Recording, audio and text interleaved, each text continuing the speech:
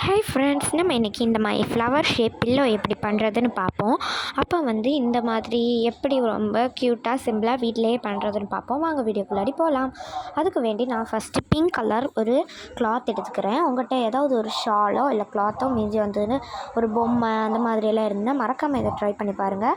அதை இப்படி ரெண்டாக ஃபோல்ட் பண்ணி நான் இதில் ஒரு சாக் பீஸ் வச்சு சர்க்கிள் ஷேப்பில் போட்டு அதை கட் பண்ணி எடுத்துக்கிறேன். இதை சுற்றி அப்படியே நான் மிஷினில் ஸ்டிச் பண்ணிக்கிறேன். நீங்கள் வேணால் நீங்கள் அதை நீடில் அண்ட் த்ரெட்டில் கூட ஸ்டிச் பண்ணிக்கலாம். இப்போ நான் ஸ்டிச் பண்ணிவிட்டு இப்போ இங்கே பாருங்கள், அப்படியே அந்த சர்க்கிள் ஷேப்பில் பாதி இடம் மட்டும் விட்டுட்டு ஸ்டிச் பண்ணிக்கணும். இப்போ எப்படின்னா இதில் அப்படியே வச்சுட்டு சைடில் மட்டும் கொஞ்சம் இடம் நான் விட்டுக்கிறேன். இந்த இத்தனை இடம் அது எதுக்குன்னா அதுக்குள்ளே ஃபஸ்ட்டு அதை திருப்புறதுக்கு வேண்டி ஃபஸ்ட் இதை இப்படி பிடிச்சி அந்த சைட்லேருந்து எல்லா துணியையும் இந்த சைடு நம்ம திருப்பி எடுத்துக்கணும். இந்த மாதிரி திருப்பி எடுத்துக்கிட்டோன்னா நம்மளுக்கு கரெக்டு சர்க்கிளில் வரும். இந்த மாதிரி கரெக்ட் சர்க்கிளில் திருப்பி எடுத்துகிட்டு அந்த ஹோல் வழியாக பஞ்சை நம்ம வச்சுக்கணும். நான் ஒரு பழைய ஒரு பொம்மை எடுத்துக்கிறேன். இதிலேருந்து நான் நிறைய பஞ்சு எடுத்துக்கிறேன். நிறைய பஞ்சு வச்சா தான் அது ரொம்ப நல்லா இருக்கும் பார்க்க.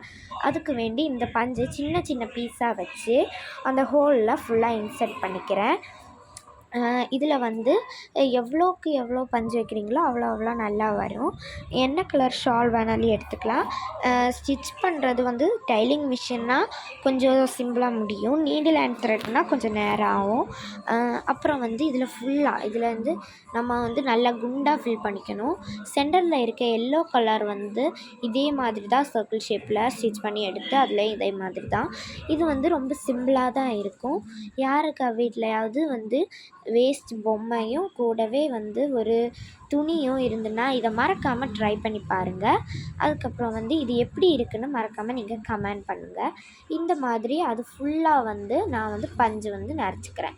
நிறச்சிட்டு என்ன பண்ணணுன்னா ஒரு மிஷின்லையோ இல்லை நீடில் அண்ட் த்ரெட்லேயோ அந்த ஹோலை மட்டும் ஸ்டிச் பண்ணி விட்டுக்கலாம். நான் இப்போ அந்த ஹோலை மட்டும் ஸ்டிச் பண்ணிக்கிறேன். இது மாதிரி ஃபுல்லாக நான் பஞ்சு இன்சர்ட் பண்ணி விட்டுக்கிறேன். யாராவது என் வீடியோவை இப்போ தான் ஃபஸ்ட் டைம் பார்க்குறீங்கன்னா மறக்காமல் சப்ஸ்கிரைப் பண்ணி வச்சுக்கோங்க. அப்போ தான் நான் போடுற வீடியோஸ் எல்லாம் உங்களுக்கு வரும். அப்போ நீங்கள் இந்த மாதிரி ஃபுல் ஃபில் பண்ணிக்கலாம். அந்த பஞ்சு வச்சு நான் என் ஓல்டு டாய்லேருந்து தான் எடுத்தேன். யாருமே அதுக்குன்னு புதுசாக டாயை வேஸ்ட் பண்ணாதீங்க. இனி என்ன பண்ணணுன்னா இந்த பஞ்சு எவ்வளோக்கு எவ்வளோ வைக்கிறீங்களோ அவ்வளோ பெருசாக இருக்கும்னு சொன்னேன்ல, அதுக்குன்னு நீங்கள் ரொம்ப நிறைய வச்சிங்கன்னா பார்க்கவே ரொம்ப ஐயமாக ரொம்ப குண்டாக இருக்கும் பில்லோ. கொஞ்சம் கேப் விட்டு வச்சுக்கோங்க. எதுக்குன்னா கொஞ்சம் கேப்பில் நம்ம ஸ்டிச் பண்ணணும். அதனால தான் இனி இதை அந்த எண்டை ஸ்டிச் பண்ணிக்கணும். நான் இந்த எண்டை ஸ்டிச் பண்ண போகிறேன்.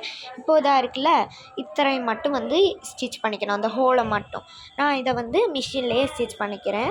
நான் இதை ஸ்டிச் பண்ண அப்புறம் இனி இந்த மாதிரி தான் இருக்கும். அது இனி என்ன பண்ணணுன்னா இதே மாதிரி தான் எல்லோ கலர்லேயும் பண்ண வேண்டாம். அப்போ எல்லோ கலர் கிளாத்து இதுக்கு வேண்டி நான் எடுத்துகிட்டு இனி இந்த வீடியோவில் காட்டுற மாதிரி நம்ம ஸ்டிச் பண்ணிக்கணும். இந்த மாதிரி ஸ்டிச் பண்ணிங்கன்னா உங்களுக்கு அழகான ஃப்ளவர் பில்லோ ரெடி ஆகிடும். அப்போ இவ்வளோ தான். இந்த வீடியோ பிடிச்சிருந்தா மறக்காம இந்த வீடியோக்கு லைக், ஷேர் அண்ட் சப்ஸ்கிரைப் பண்ணுங்கள். பாய்.